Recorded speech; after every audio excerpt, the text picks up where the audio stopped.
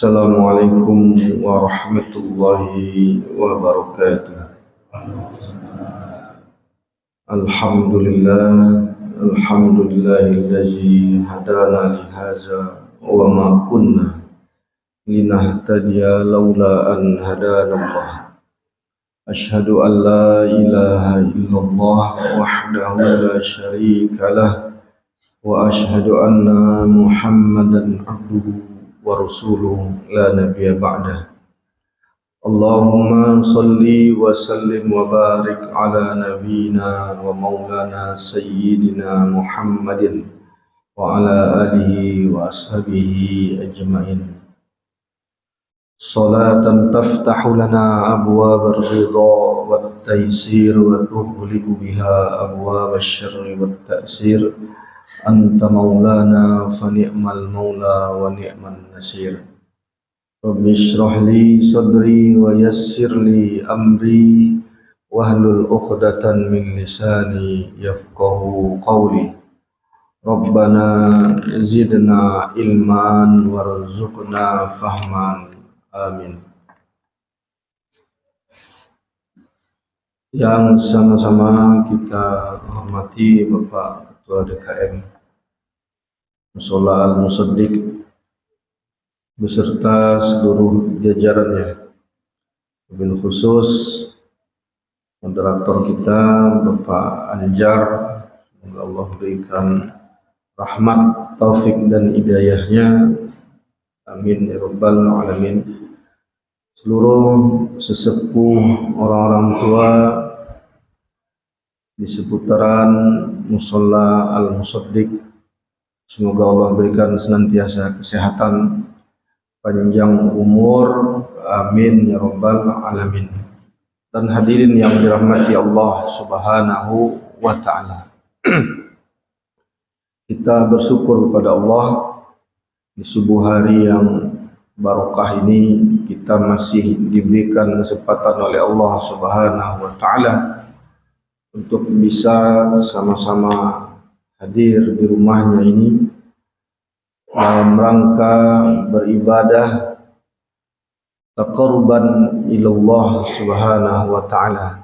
Mudah-mudahan apa yang kita laksanakan di pagi hari ini mendapatkan keberkahan, mendapatkan rahmat, dan menjadikan ini sebagai amal soleh yang akan memberatkan timbangan kita nantinya di hadapan Allah subhanahu wa ta'ala.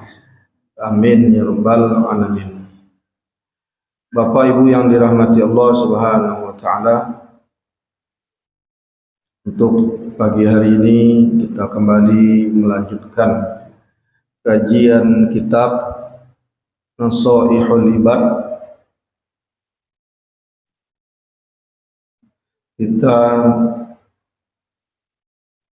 sampai kepada bab sulasiyu, yaitu bab 3 yang berisi 55 nasihat, 7 khabar dan sisanya asar. 50 nasihat berupa hadis-hadis Nabi sallallahu alaihi wasallam. Al-maqalatul ula, yaitu maqalah, nasihat yang pertama, ruwiya 'anil Nabi sallallahu alaihi wasallam, diriwayatkan oleh Nabi sallallahu alaihi wasallam, annahu qala, bahwasanya Nabi bersabda, man asbaha, barang siapa yang asbaha, berpagi hari, yaitu masuk waktu pagi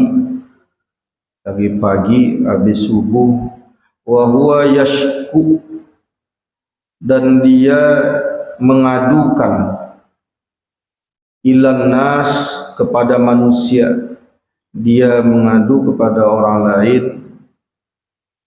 di qal ma'ashi faka'annama yashku rabbah, Dhiqa tentang sempitnya kehidupannya. Pagi-pagi cerita sama orang, sama gitu ya, mengadu. Begini, mengeluh. Pagi-pagi mengeluh. Tapi mengeluhnya kepada orang, bukan kepada Allah. Faka'annama, seakan-akan dia itu mengadu kepada Tuhannya. Faka'annama yashku rabbahu, seakan-akan dia menceritakan kesulitannya kepada Tuhannya. Padahal mengadu itu tidak pantas kecuali hanya kepada Allah. Sebagaimana di dalam surah Al-Fatihah selalu kita baca di dalam salat kita, iyyaka na'budu wa iyyaka nasta'in. Hanya kepada Engkau, hanya iyyaka. Kita mengaku hanya kepada Allah kita beribadah, menyembah, wa iyyaka nasta'in, dan hanya kepada Allah kita meminta pertolongan. Namun seringkali kita lupa dengan apa yang kita ucapkan ini. Seringkali mengadukan permasalahan kehidupannya kepada orang lain selain Allah Subhanahu wa ta'ala. Mengadu tidak pantas hanya kepada Allah. Kenapa? Karena mengadu itu merupakan termasuk sejumlah doa. Bisa jadi orang yang mengadu kepada orang lain itu termasuk tanda-tanda dia tidak ridho dengan apa yang Allah Subhanahu wa ta'ala berikan kepadanya. Kita hati-hati, begini. Bisa jadi itu tidak ridho. Bentuk kemarahannya, ketidakterimaannya. Padahal segala sesuatunya berjalan dan terjadi atas kudrah dan iradah Allah Subhanahu wa ta'ala, atas kuasa dan kehendak Allah. Kama ruwiya an Abdullah ibn Mas'ud qala Rasulullah sallallahu alaihi wasallam, sebagaimana yang diriwayatkan dari Abdullah ibn Mas'ud qala, dia berkata, seorang sahabat Abdullah ibn Mas'ud, dia berkata, qala Rasulullah sallallahu alaihi wasallam, bahwa Rasulullah sallallahu alaihi wasallam bersabda, ala u'allimukum al-kalimatil lati takallama biha Musa alaihi salam hina jawazal bahra ma'a bani Israel. Bahwa Rasul bersabda, ala u'allimukum, maukah kalian aku ajarkan al-kalimat, beberapa kalimat, allati yang takallama, yang diucapkan biha oleh Musa alaihissalam, hina jawazal bahra ma'a bani Israel, ketika beliau mengarungi lautan bersama Bani Israel, ketika dikejar oleh Fir'aun dan bala tentaranya. Faqulna bala ya Rasulullah, maka kami berkata, tentu wahai Rasulullah. Qala, katakanlah, qulu, Nabi bersabda, qulu, katakanlah oleh kalian, Allahumma lakal hamdu wa ilaikal mushtaka wa antal musta'an wa la hawla wa la quwwata illa billahil aliyyil azim. Nah, ini doa Nabi Musa ketika dikejar oleh Fir'aun dan bala tentaranya sampai di pinggir laut merah. Kemudian Allah memerintahkan kepada Nabi Musa untuk melemparkan tongkatnya ke lautan sehingga terbelah itu laut. Kalau doa Nabi Yunus apa? Ketika ditelan oleh ikan, la ilaha illa anta subhanaka inni kuntu minaz zalimin. Ya. Nah, ini doa Nabi Musa kita hafalkan. Allahumma lakal hamd wa ilaikal mushtaka wa antal musta'an la haula wa la quwwata illa billahil aliyil azim. Allahumma lakal hamdu, ya Allah, lakal hamdu, bagi engkau segala puji, wa ilaikal mushtaka, dan hanya kepadamu kami adukan segala keluhan kami, wa ilaikal mushtaka wa antal musta'an, dan kepada engkaulah kami meminta pertolongan, wala haula wala quwwata illa billahil aliyil azim.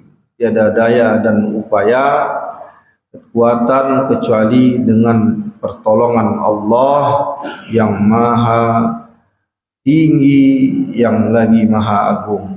Nah, ini kita baca doa ini. Jadi segala keluhan mustaka hanya kita kadukan kepada Allah Subhanahu wa ta'ala. Seperti doa Rasulullah, ya hayyu ya qayyum birahmatika astaghis aslih sya'ni kulli wala takilni ila nafsi tarfata aini. Nah, ini doa Rasulullah, ya hayyu ya qayyum birahmatika astaghis. Ya, di saat kesulitan, ada suatu hal yang begitu berat, ya, kadukan pada Allah, ya hayyu ya qayyum, wahai Allah yang maha hidup, Allah yang maha gagah, yang maha kuat, dengan segala rahmatmu aku kadukan segala urusanku, wala takilni ila nafsi tarfata aini, janganlah engkau tinggalkan aku walaupun sekejap mata pun. Sekejap mata pun tidak akan ditinggalkan oleh Allah Subhanahu wa ta'ala, artinya akan selalu senantiasa mendapatkan pertolongan Allah Subhanahu wa ta'ala. Jadi mengadulah hanya kepada Allah Subhanahu wa ta'ala. Wa nasta'inuka ala fasadin fina wa nas'aluka salaha amrina kulluh. Kami mohon pertolongan kepadamu ya Allah atas kerusakan yang ada pada kami, dan kami mohon kepadamu kebaikan urusan kami seluruhnya. Kemudian yang kedua, waman asbaha, barang siapa yang di pagi hari, ay dakhala fi sabah, masuk waktu subuh, waktu pagi, li umurid dunya hazinan faqad asbaha sakhitan 'ala Allah. Pagi-pagi hari, li umurid dunya, terhadap urusan dunia, li umurid dunya hazinan, sedih terhadap urusan dunia, faqad asbaha, maka sungguh pagi-pagi itu sakhiton 'ala Allah, dia telah benci kepada Allah Subhanahu wa ta'ala. Maknanya siapa saja yang bersusah hati atas urusan dunia, pagi-pagi udah mikir, ya nggak ada ini, nggak ada itu, kurang ini, kurang itu. Padahal Allah berikan dia nikmat, bangun subuh, menghirup udara segar, badan sehat, bisa berangkat ke masjid untuk sholat jamaah. Tapi pagi-pagi sudah mengeluh, marah kepada Allah, berarti dia tidak ridho dengan qada Allah, dan juga tidak sabar atas cobaan yang Allah berikan kepadanya, dan dia tidak percaya dengan takdirnya yang telah ditetapkan oleh Allah Subhanahu wa ta'ala. Lianna kullama waqa'a fid dunya fahuwa biqada'illahi ta'ala wa qadarihi. Kenapa?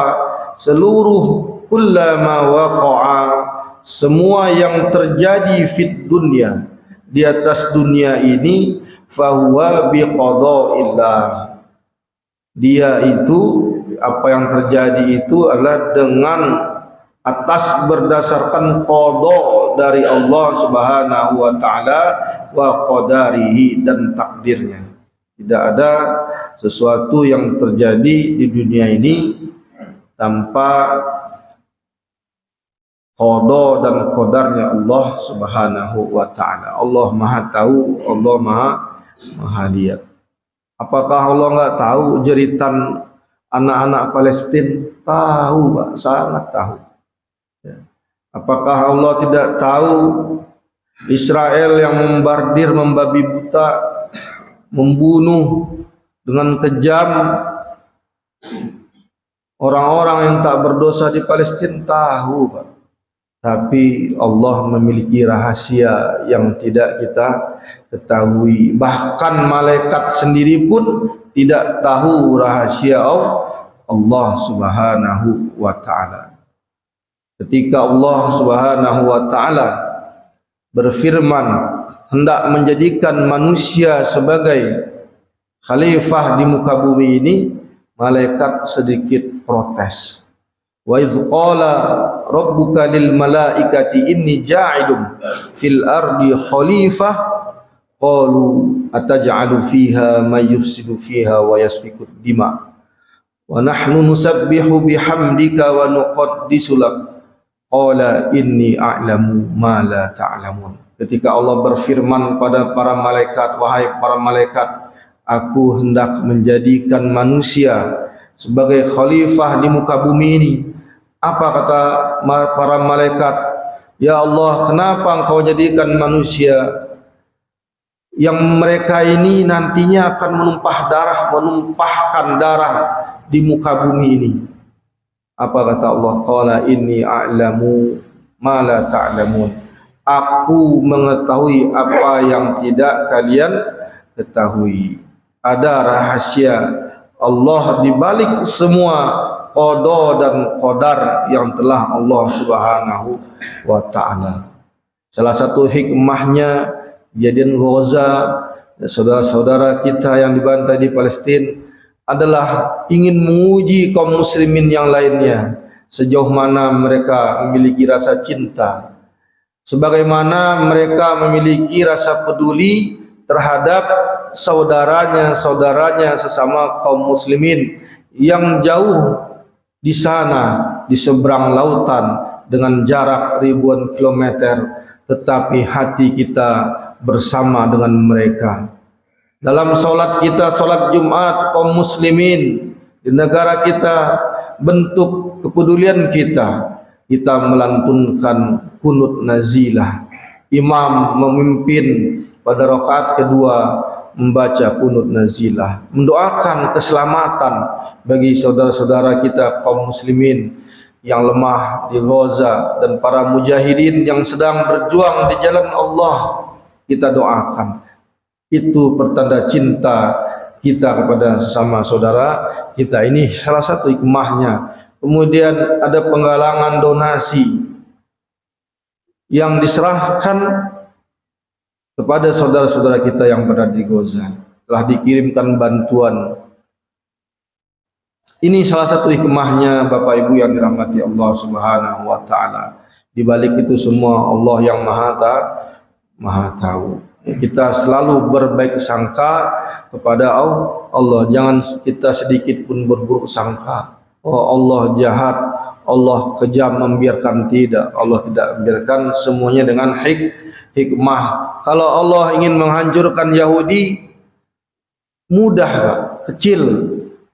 Allah cuma mengatakan kun fayakun. Hanya 1 detik saja Yahudi bisa dihancurkan oleh Allah. Seperti Allah menghancurkan Fir'aun, seperti Allah menghancurkan kaum 'Ad, seperti Allah menghancurkan kaum Samud, gampang, tetapi ada hikmah di balik semua kejadian ini yang kita mesti sabar dan mesti ridho atas ketentuan Allah.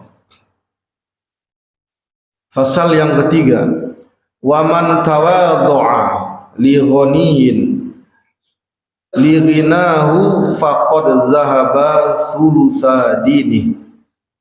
Wa man tawadhu'a, dan barang siapa yang merendahkan dirinya li ghaniyin, terhadap orang kaya, li ghinahu, karena kekayaannya, faqad zahaba sulusa dini, maka sungguh telah hilang daripada dirinya 2/3 agamanya. Maksudnya apa? Karena sesungguhnya syariat agama mengajarkan bahwa adanya pengagungan terhadap manusia itu karena alasan amal soleh. Kalau orang itu orang soleh, kita agungkan, ahli ibadah. Kalau kemudian karena ilmunya para ulama juga kita agungkan. Jadi mengagungkan manusia bukan karena harta yang dia miliki, bukan karena kekayaannya. Yang dibolehkan oleh syariat mengagungkan manusia karena kesolehan orang tersebut, kemudian karena keilmuan yang dia miliki.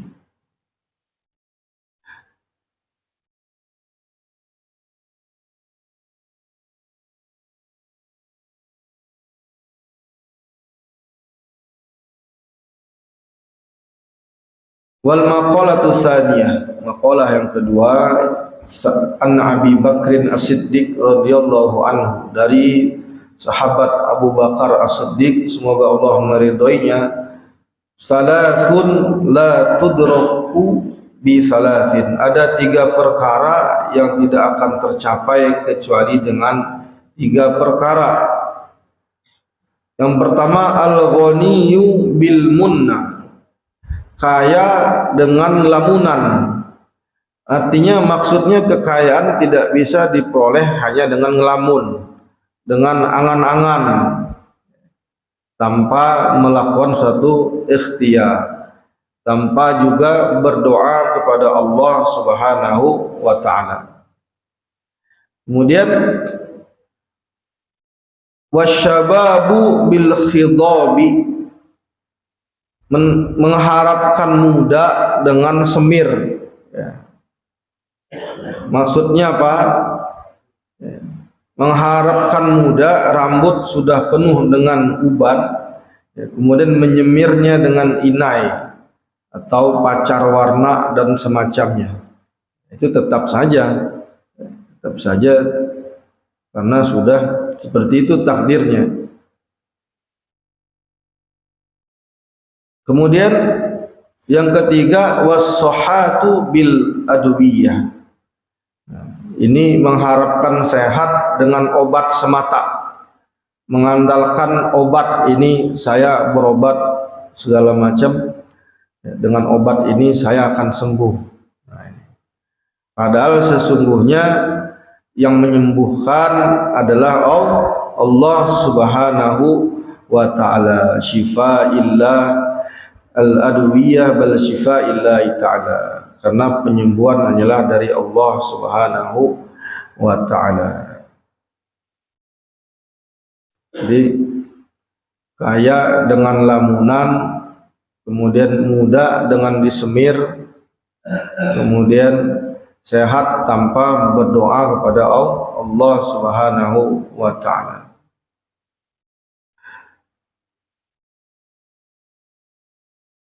Qala Rasulullah sallallahu alaihi wasallam an Jabir ibni Abdullah, dan Nabi sallallahu alaihi wasallam qala mudaratun nasi shadaqatun. Nabi bersabda dalam hadis yang diriwayatkan oleh Jabir bin Abdullah, ramah terhadap manusia, mudaratun nasi sodaqotun. Bersikap ramah terhadap manusia merupakan sodakoh. Jadi sodakoh itu tidak hanya berupa uang saja atau harta. Bersikap ramah baik kepada orang lain juga sodakoh. Berlaku lemah lembut kepada orang lain dengan ucapan, dengan perbuatan, bahkan sekedar senyuman adalah sedekah. Ya. Berlaku lemah lembut dengan ucapan dan perbuatan itu akan mendapatkan pahala dari Allah sebagaimana pahala orang yang bersedekah. Rasul Shallallahu Alaihi Wasallam itu sangat ramah sekali. Ya, beliau tidak pernah mencela makanan, keasinan, kepedesan, ya, asam tidak pernah dicela oleh Rasul. Kemudian beliau wala yanharu hadiman wala yazammu ta'aman wala yanharu hadiman wala yadribu imro'ata. Rasul juga tidak pernah membentak pembantunya. Ya. Beliau punya pembantu namanya Anas ibn Malik. Apa kata Anas? Selama aku bekerja sama Rasul, tidak pernah sekalipun Rasul memarahi aku, ya, tidak pernah membentak aku. Nah, Rasul dikatakan walayan haru khadiman. Walayan haru khadiman, Rasul tidak pernah membentak khadimnya, pelayannya. Walayat ribu mro'ata, dan tidak pernah memukul istri-istri beliau.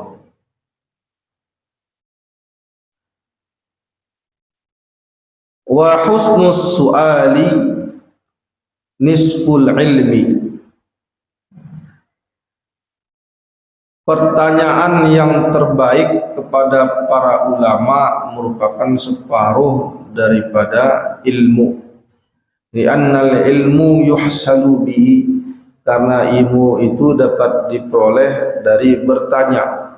Wa husnut tadbiri, dan perenungan yang terbaik, yakni melaksanakan segala urusan berdasarkan pengetahuan tentang akibatnya.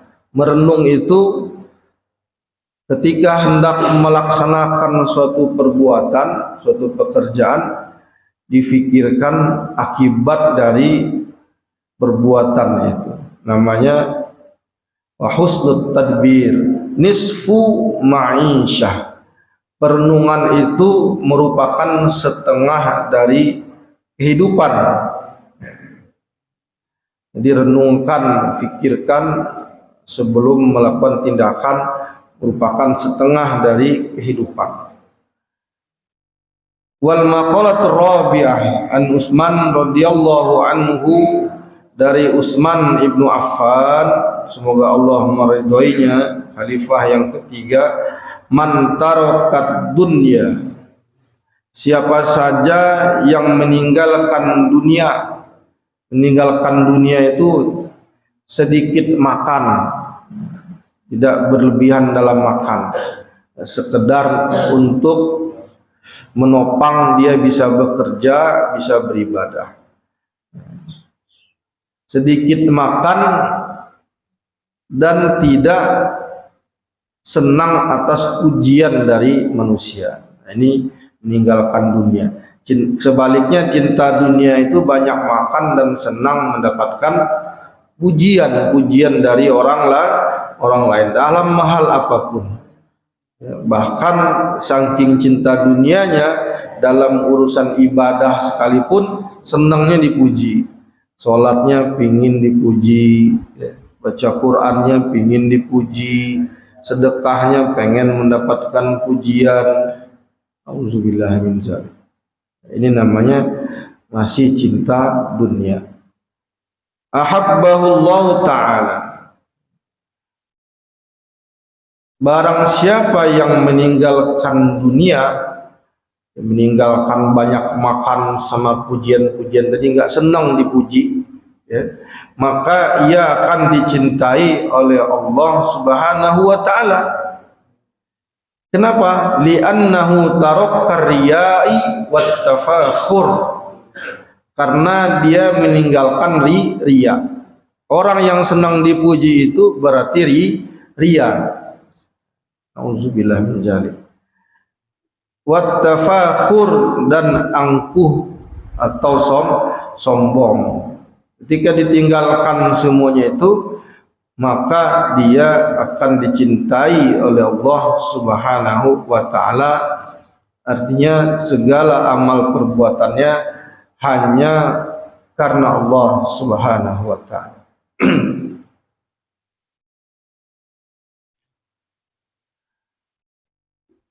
Wa man taraka dzunuba ahabbahul malaikah. Barang siapa yang meninggalkan dosa-dosa, maka dia akan dicintai oleh para malaikat. Kenapa? Li'annahu la yut'ibu al-katabah alladhi yaktubuna sayiat. Karena malaikatnya nggak capek nulis kejelekan-kejelekannya. Ya, nulis hari ini jam segini coba tulis. Man hasamat tama'a anil muslimin ahabbahul muslimun. Siapa saja yang menghilangkan sifat rakus terhadap kaum muslimin, maka dia akan dicintai oleh kaum muslimin yang lainnya. Ada yang rakus terhadap sesama kaum muslimin, mengambil hak-hak orang lain, mengambil hak-hak kaum muslimin. Wal maqalatul khamisah, maqalah yang kelima, an Ali radhiyallahu anhu, dari Ali semoga Allah meridainya, khalifah yang keempat. Wa karrama wajhah. Kalau Ali bin Abi Thalib gelarnya karrama wajhahu, semoga Allah muliakan wajahnya. Inna min na'imid dunya yakfikal islamu ni'matun. Sesungguhnya di antara kenikmatan dunia yang mencukupi kamu adalah Islam sebagai nikmat. Inna min na'imid dunya yakfikal islamu ni'matan. Jadi Allah berikan nikmat Islam, cukup itu nikmat bagi kita yang Allah berikan. Ini diantara nikmat-nikmat, karena dengan Islam Allah akan berikan kenikmatan-kenikmatan yang lainnya. Allah akan berikan dia kebahagiaan hidupannya di dunia dan di akhirat ini. Karena sesungguhnya nikmat Allah yang paling besar bagi seorang hamba adalah mengeluarkan dirinya dari tiada menjadi ada, dan mengeluarkannya dari kegelapan kekufuran menuju cahaya Islam. Minaz zulumatil kufri ilan nuril Islam wa ikhrajuhu minaz zulumatil kufri ilan nuril Islam. Mengeluarkannya dari kegelapan kekafiran. Jadi kekafiran itu adalah kegelapan, bukan gelap dalam arti sesungguhnya tidak ada cahaya. Gelapnya kehidupannya tidak tentu arah di dalam kehidupannya. Kalau Islam ini jelas arah kita, ya. Perjalanan kita setelah ini kemana jelas. Setelah ini kita akan masuk alam barzakh. Tahapan-tahapannya itu sangat rinci dan jelas. Itu Islam. Ada alam barzakh setelah ini, kemudian dibangkitkan yaumul mahsyar, ada kemudian yaumul hisab, perhitungan, nanti ditimbang, ada sirat. Nah, setelah itu ada surga atau neraka. Ini tahapan perjalanan kita di dalam Islam ini sangat jelas. Konsepnya jelas, tidak ada di agama lain. Wa inna minasyughli yakfika ta'atu syughla. Sesungguhnya di antara kesibukan, min syughli yakfika, cukup bagi kamu adalah ta'atu syughla, taat sebagai kesibukan. Kesibukannya adalah taat kepada Allah Subhanahu wa ta'ala. Karena taat kepada Allah merupakan kesibukan yang paling agung, yang paling mulia. Wa inna minal ibrah yakfikal mautu ibrah.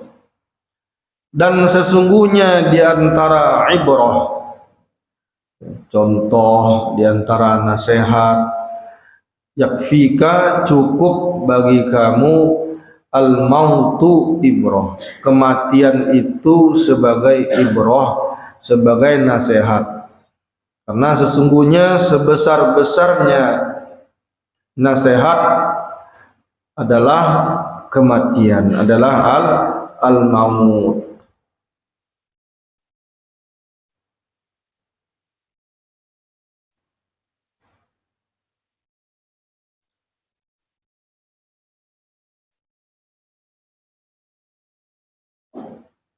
Wal maqalatu sadisah an Abdullah ibn Mas'ud, dari Abdullah ibn Mas'ud, bahwa Rasul sallallahu alaihi wasallam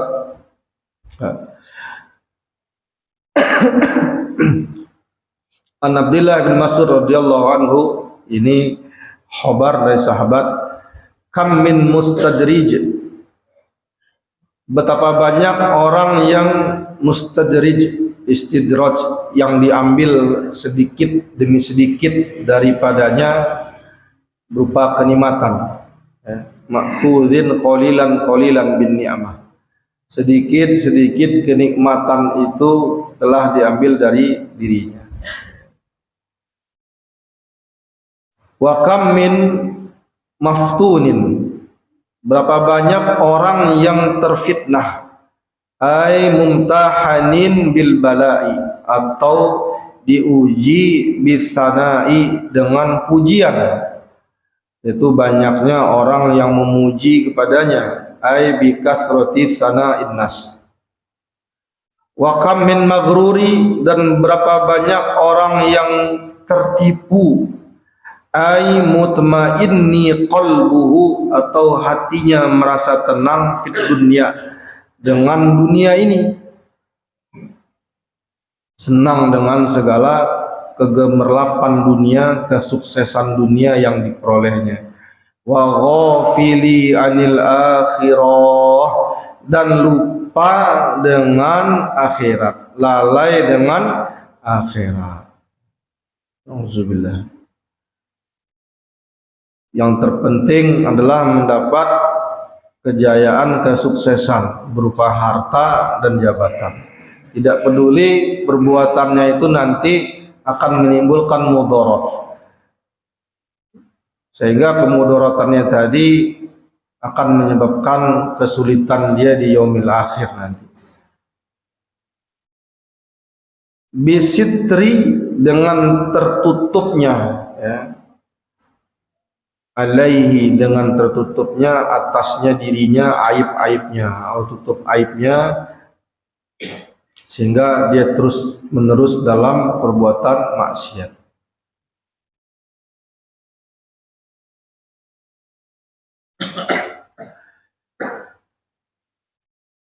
Wal maqalatu sabi'ah, maqalah yang ketujuh, an Daudun Nabi, Nabi Daud bersabda alaihi salam, qala uhiya fi zabur wa huwa kitabu unzila alaihi haqqun alaihi al-aqil. Telah diwahyukan di dalam kitab Zabur, yaitu kitab yang diturunkan kepada beliau, Hakun alal aqil, hak atas orang yang berakal. Orang yang berakal alla yashtaghila illa bi salasin. Orang yang berakal itu yashtaghila, tidak sibuk illa bi salasin, kecuali dengan 3 perkara. Tazawwudi lima'adin, yang pertama sibuk dengan menyediakan bekal untuk kembali kepada Allah Subhanahu wa ta'ala, untuk hari akhiratnya, dengan melaksanakan segala perbuatan-perbuatan baik, dengan amal-amal soleh. Kemudian wa mu'natin lima'ashi, ya, memenuhi, ya, urusan kecukupan hariannya, untuk sandang pangan papannya, dengan menjaga kehormatannya, tidak meminta-minta kepada orang lain, dengan mencari ridha Allah. Wa talaba lazzatin bihalal, mencari kelezatan secara halal, karena sesungguhnya mencari usaha secara halal adalah hukumnya wajib.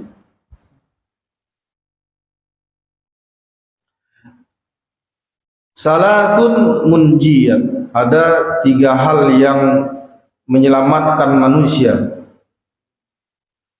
Qala Nabi sallallahu alaihi wasallam, salasun munjiyat wa salasun muhlikat, 3 hal yang menyelamatkan dan 3 hal yang membuat celaka.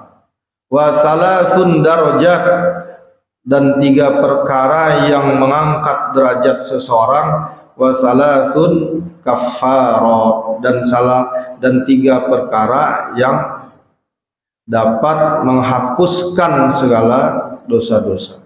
Hadis yang diriwayatkan dari Abu Hurairah, bahwa Nabi menyatakan yang pertama yang menyelamatkan adalah perkara yang menyelamatkan manusia, fa khasyatullahi ta'ala fi sirri wal alaniyah, yaitu takut kepada Allah secara rahasia maupun terang-terangan. Di saat dia sendirian, dia takut kepada Allah, walaupun tidak ada orang lain yang melihat. Di tengah keramaian apalagi, karena ada orang yang melihat perbuatannya. Ini takut kepada Allah secara tersembunyi maupun secara terang-terangan adalah derajat yang paling tinggi. Kemudian wal qasdu fil faqr wal ghina, sederhana hidupnya di saat dia fakir dan di saat kaya, yaitu bersikap sedang-sedang saja di dalam kehidupannya, tidak melewati batas kehidupannya dan ridho dengan hal tersebut. Sederhana dalam kehidupan. Kemudian yang ketiga yang menyelamatkan adalah wal adlu fir ridho wal ghadab, adil di saat dia ridho dan marah.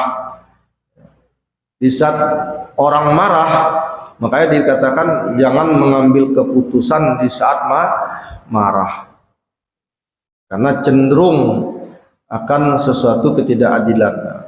Tapi di saat marah dia bisa adil. Ini adalah yang dicintai oleh Allah dan yang menyelamatkan. Adil di saat ridho dan marah. Di saat dia dalam keadaan ridho dan marah, dia bersifat adil. Yang mencelakakan, wa ammal muhlikat, ya, kata Rasul, perkara yang sangat mencelakakan adalah fasyuhun syadidun, perilaku sangat kikir, yakni bukhlun syadidun, pelit yang sangat-sangat pelit, sehingga dia tidak melaksanakan apa yang wajib atasnya dari hak Allah dan hak makhluk, ya. Orang yang takwa itu sebutan wallazi yu'minuna bil ghaibi wa yuqimunas shalah wa mimma razaqnahum yunfiqun. Dia beriman kepada yang gaib, melaksanakan salat dan menginfakkan sebagian rezeki yang Allah berikan kepadanya kepada orang lain. Sebaliknya, kalau sangat kikir maka ini mencelakakan dirinya sendiri. Fasuhun muta'un, kikir yang dituruti.